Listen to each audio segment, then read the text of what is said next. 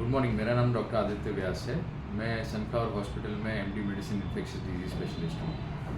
आज हम जॉगरेन सिंड्रोम के बारे में बात करेंगे।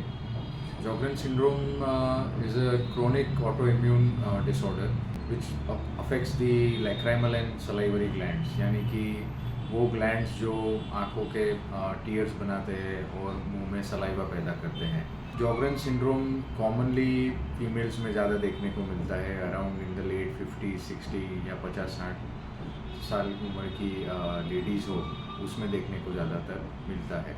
बट ये मेन को भी अफेक्ट कर सकता है as well as young group में भी अफेक्ट होता है, बट इतना कॉमनली नहीं होता है। अगर आप अंदाज़ा लगाए तो हर लाख आदमी में से 40 लोगों को इसकी अफेक्ट है। जॉगरेन सिंड्रोम के दो प्रकार के होते हैं, प्राइमरी एंड सेकेंडरी।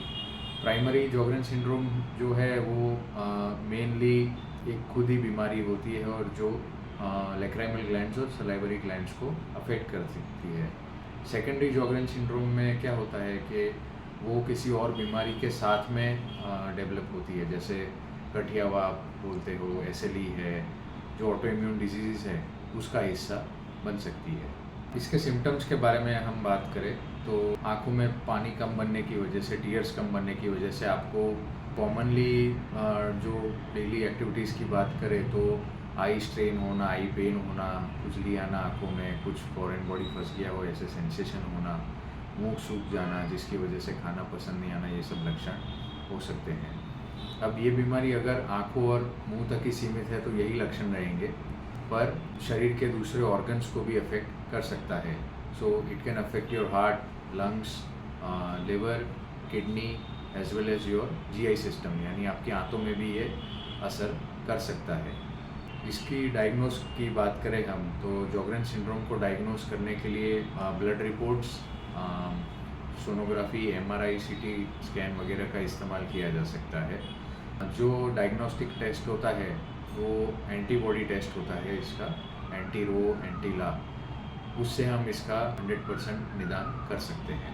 जॉगरेन सिंड्रोम के बारे में जानना ज़रूरी इसलिए है क्योंकि लंबे टाइम तक ये बीमारी से ग्रस्त होने के बाद कभी कभी कुछ पेशेंट्स में अराउंड 2%, 5% जैसे लोगों में ये लिम्फोमा में डेवलप हो सकता है।